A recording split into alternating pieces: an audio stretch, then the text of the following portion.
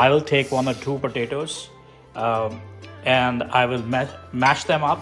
I'll add some ground cumin powder, some chipotle peppers. I'll also be adding some salt into this. So you need a pan that you can cook and a cover that goes on that pan. I'm going to use olive oil. I'll apply it to both sides and let it become crispy. I'm going to take 2 slices of bread. So on the first layer, I'm going to start with applying a nice layer of cream cheese. On the second slice, I'm going to use this mixture that we have created from potato. We'll spread it properly. 2 slices of American cheese singles or Swiss cheese singles or any other singles that you like.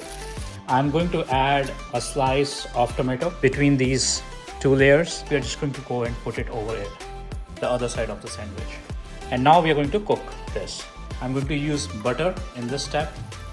I'm going to just keep it over here and let it sit over there and cook for a minute.